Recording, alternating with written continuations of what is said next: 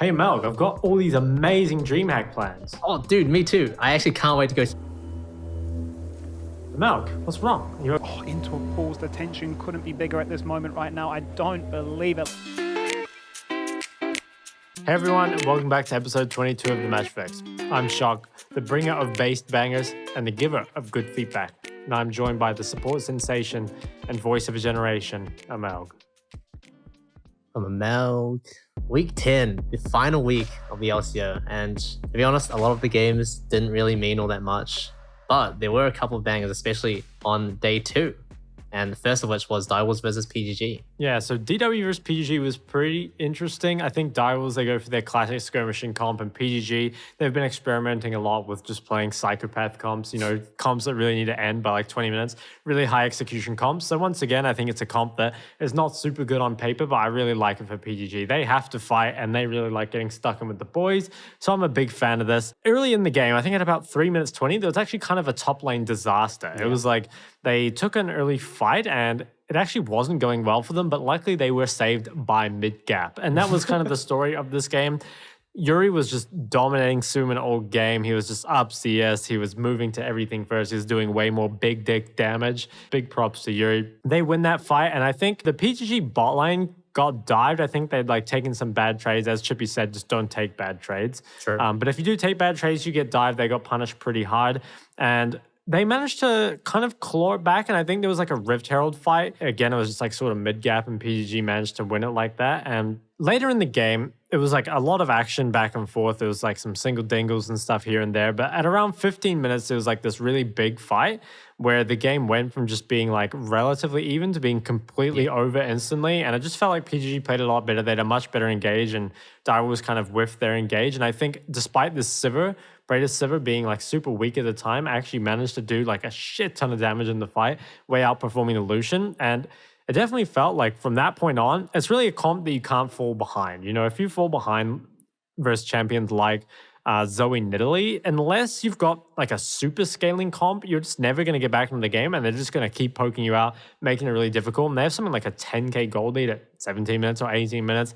And from there, they just kind of steamroll the game. I definitely do agree that Yuri was definitely the key player of that game, as he has been in a lot of PGG's games, because he saved that top lane almost disaster, and he also saved bot lane quite a lot. There was one time where divers were pressuring a dive, they had huge waves stacked up, but Yuri just walks in, is present, and Belkan comes up as well, and then Praedyth actually manages to catch most of that wave. So a lot of potential losses on the map avoided just because he exists and he's there at the right time. Yeah, I think the PGG mid-jungle duo are just really, really strong. And I think Yuri has been really, really consistent most of the time, but Balkan has been a bit hit or miss. But when Balkan plays well, he really makes the game just too easy for PGG.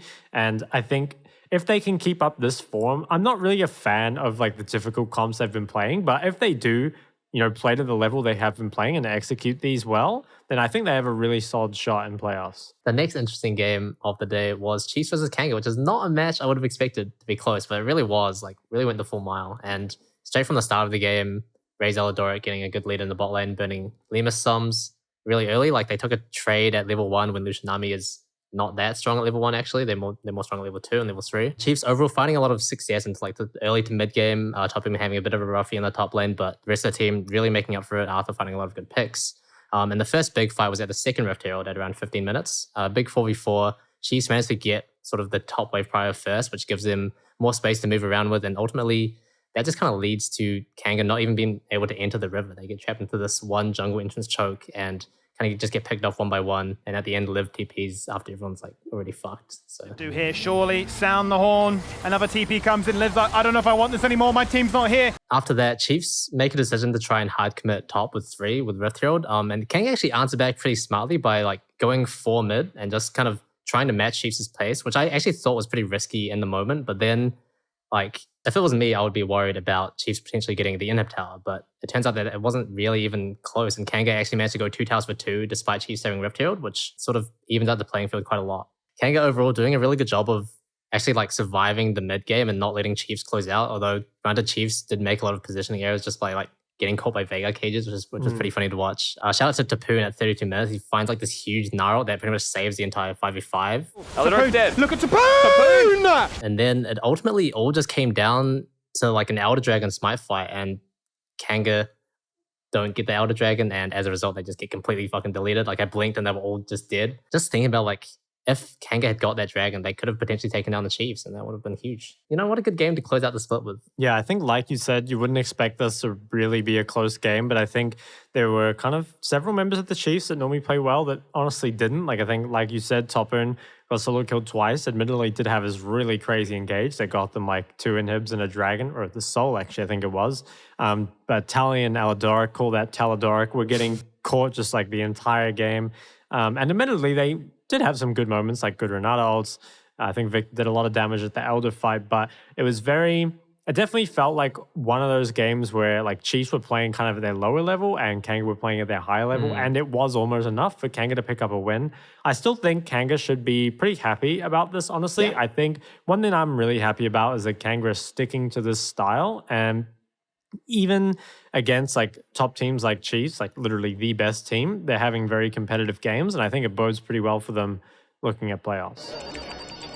Welcome back to the LCO Stock Market. The market is coming to a close. Trading is almost at a halt just before playoffs, so make sure to get your trades or whatever you do in the market in before they start. And jumping into our top picks, our winner for the week is going to be PGG. Finally making it into this might be the first time they've made it into the winner's spot. Is it? I have no idea. They were kind of shit or split, but... Whoa. Fighting words from Emelg. But yeah, I think they've been playing pretty well lately. They're in really good form. I think they've really found the kind of comps that they're looking for, and they did just kind of like beat down the Direwolves. I think we're potentially looking at a PGG Chiefs final at this point, but I'm not too sure, but maybe.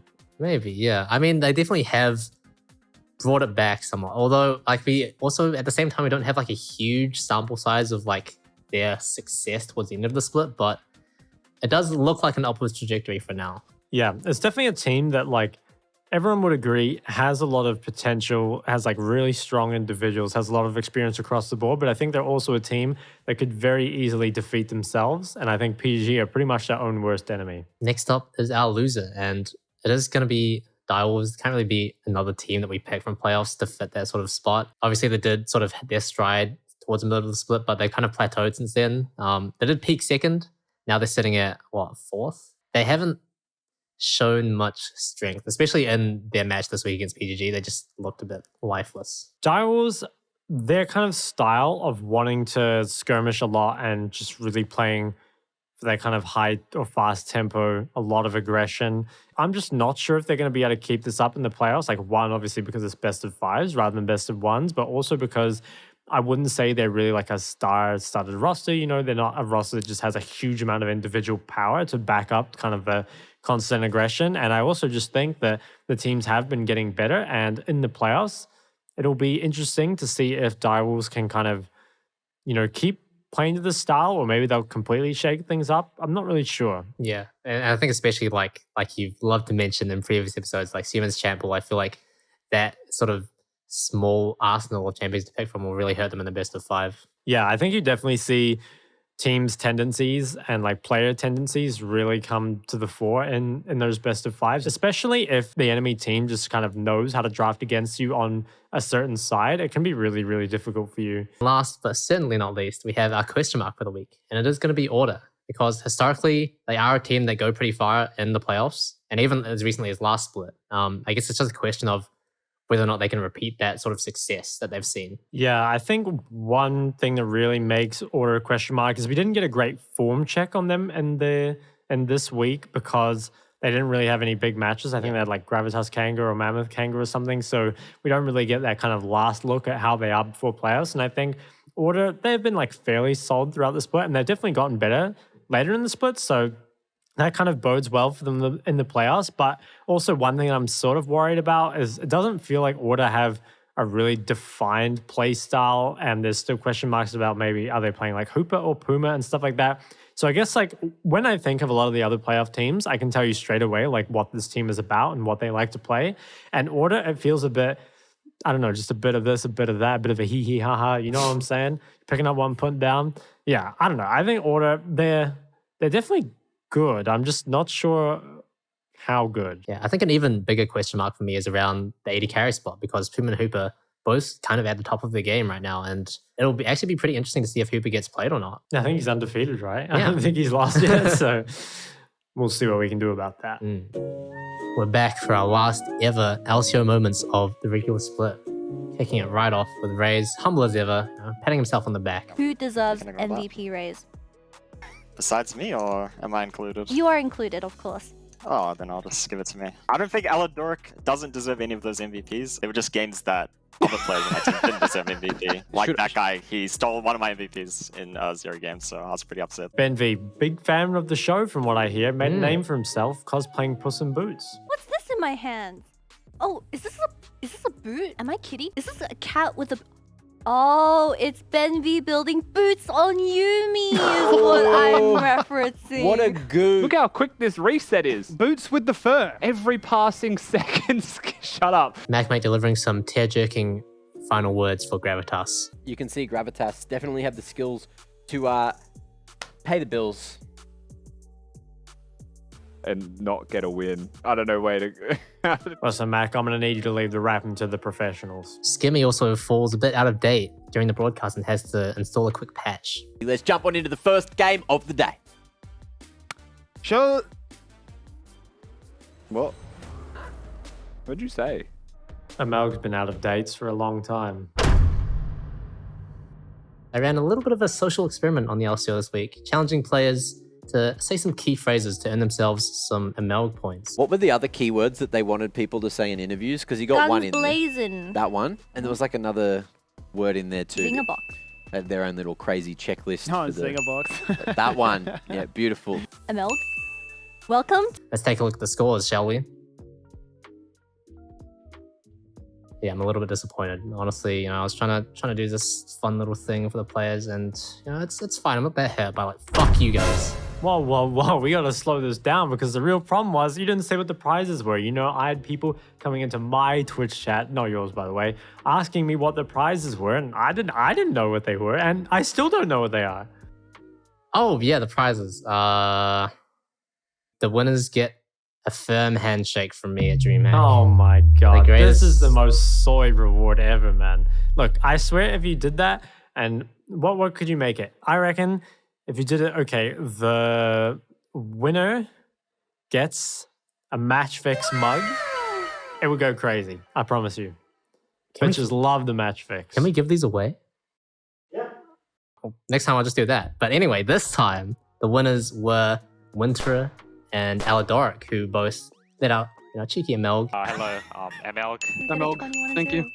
Winter said some other stuff at the end of his interview. I don't really remember what it was. Probably not that relevant anyway.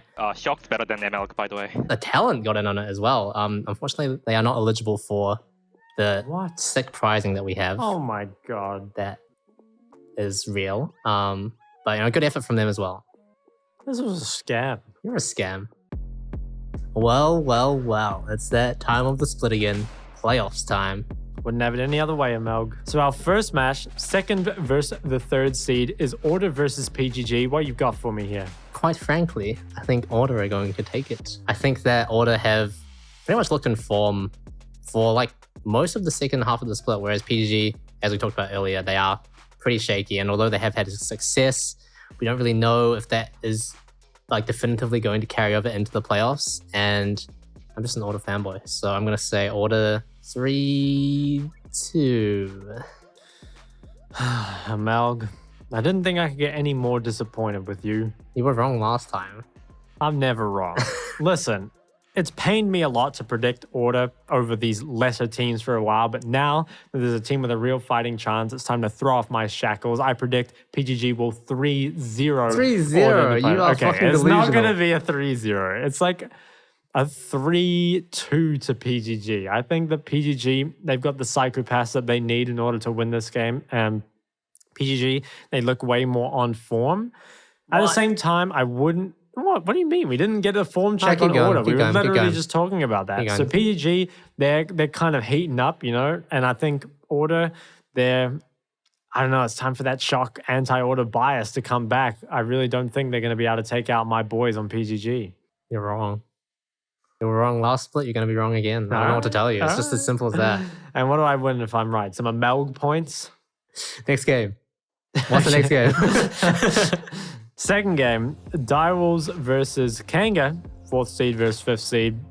I'm thinking that this is going to be a Kanga 3-1. So my raisons, I'll explain my raisons, that I think Direwolves, they go for a lot of skirmishing, and in the wins that they've made, none of them have really looked super clean, at least not against the other good teams. They always make quite a few mistakes, and Kanga, they always play comps that are quite good at catching the enemy team's mistakes. They play a lot of scaling, a lot of reactivity. Also, I think Kanga are actually 2-1 versus Direwolves over the split. Kanga in general, they have a much better style at playing just a long best of 5. This is like very consistent. It's not reliant on, you know, having some games swing in your favor, some games not. And I also think that a key weak point of Kanga's kind of strategy is that Fido blinds a lot of champions that should be very counterable, and I don't think Suman has the laning strength to really back that up. That being said, I do think Direwolves, if they're to kind of win this series, it will most likely be if they can speed the tempo of the game up enough that Poltron and Suman can really kind of get going in those skirmishes. I could definitely see them winning like that, and I think any game that Direwolves wins will be in a relatively short game time, but I think most of them will be going pretty long. People are more nervous, a bit safer in playoffs, and I think Kang will take it. Yeah, I actually fully agree with you for once, Shok. I'm gonna go with a Kanga 3-1 as well. I'm kind of a stats guy, you know, and Kanga like that, Direwolves like that. It's just, you know, Kanga's higher up, and I think Kanga have just looked overall a lot more stable than Direwolves have, and I think especially in a best of 5, that stability is gonna pull through. I wouldn't have it any other way, Emelg. That's it for the final episode of the regular split. Last time we sent Peace to Worlds, and we're soon to find out who we'll be sending this year. Shok, shall we? We shall.